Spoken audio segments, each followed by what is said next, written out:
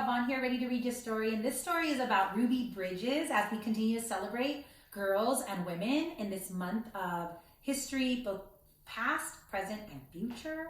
So the story of Ruby Bridges. This is a beautiful story about a little girl who persevered and had to do some really tough things when it was time to integrate in our schools in history. So I'm really excited to share the story about you and her life. So thank you for joining me here tonight. Hola comunidad de Greenfield, hoy voy a leer la historia de Ruby Bridges, una niña, porque estamos celebrando el mes de mujer, de elevar la mujer, elevar la niña, both del pasado, del presente y en el futuro.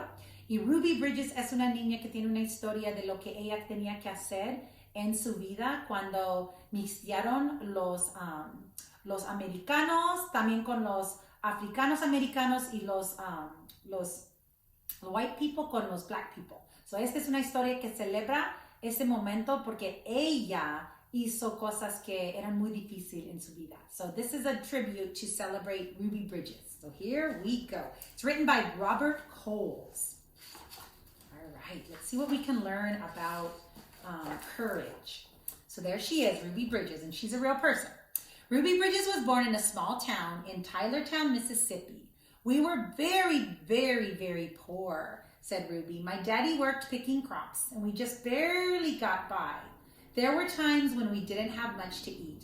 The people who owned the land were bringing in machines to pick the crops, so my daddy lost his job when the machines came. And that's when we had to move.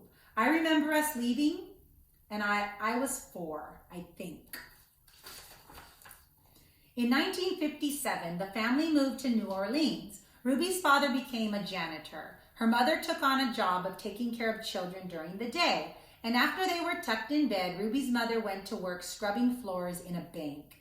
Every Sunday, though, the family went to church. We wanted our children to be near God's Spirit, Ruby's mother said. We wanted them to start feeling close to Him from the very start of their lives.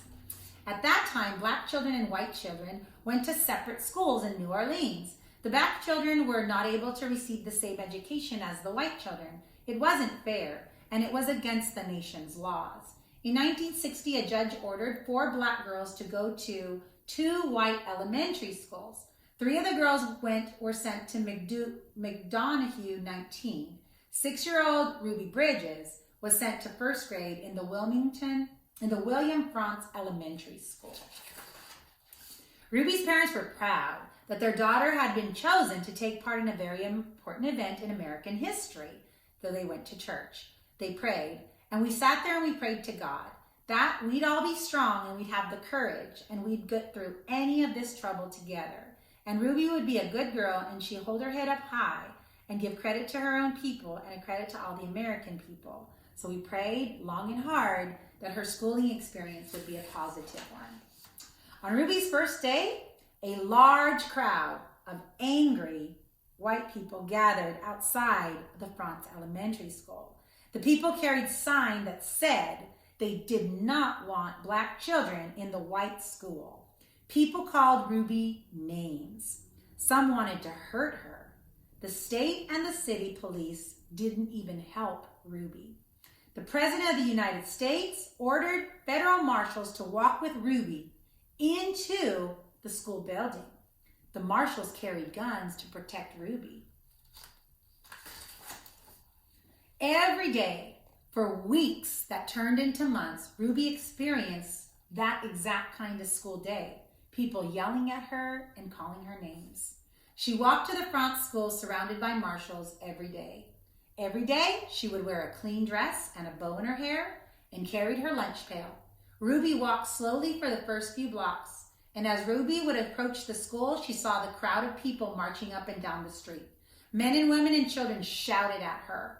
They pushed towards her, but the marshals kept them away from Ruby by threatening to arrest them. Ruby would hurry through the crowd and not say a word to get to her class. The white people in the neighborhood would not send their children to school. When Ruby got inside the building, sometimes she was all alone except for her teacher, Mrs. Henry. There were no other children to keep Ruby company, to play with and to learn with, or to eat lunch with. But every day, Ruby went into that classroom with a big smile on her face, ready to learn. She was polite and she worked well at her desk. Mrs. Henry said she enjoyed her time there. She didn't seem nervous or anxious or irritable or even scared. She seemed as normal and relaxed as any child that she'd ever taught. Ruby began learning how to read and write in an empty classroom in an empty building. Sometimes I'd look at her and I wondered how she did it, said Mrs. Henry.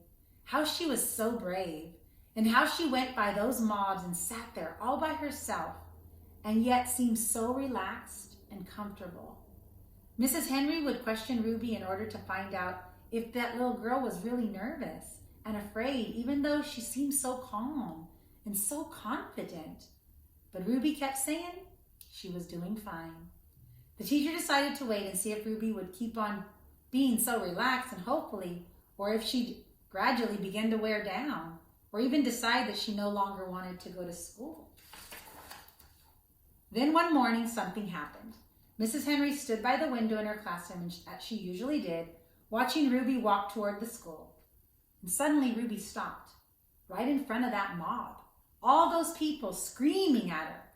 She stood there, facing all those men and women, and she seemed to be talking to them.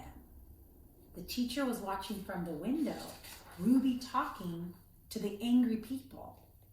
Mrs. Henry saw Ruby's lips moving and wondered what she was saying. The crowd seemed ready to kill her. The marshals were frightened. They tried to persuade Ruby to just keep moving along, don't stop.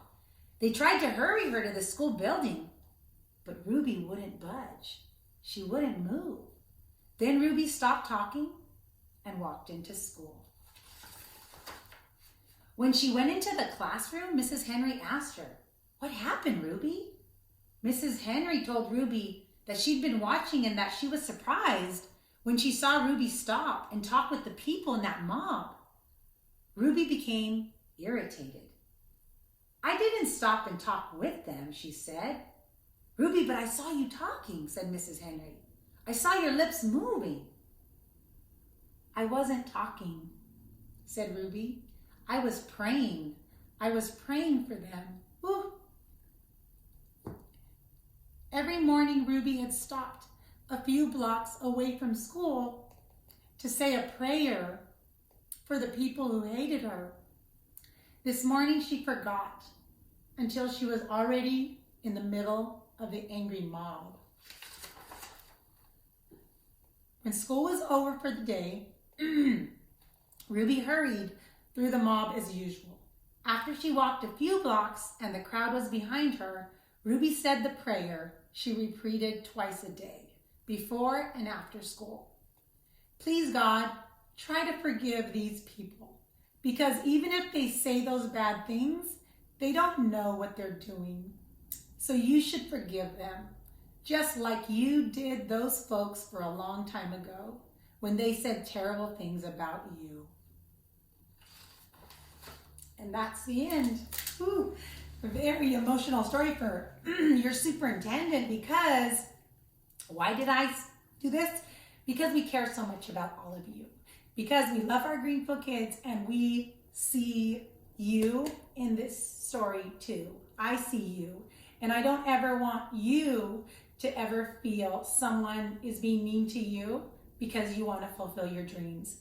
And Ruby in this story just wanted to go to school. She just wanted to get better and have a opportunity to have the best life. And so that's why I got emotional, because I see you in the eyes of little children everywhere. So I'm Superintendent Galvan, your superintendent, proud to do everything that we do to make your dreams come true one day. So thanks for joining me. And I'm going to send you, before you go to bed, a really great bear hug from our family to yours.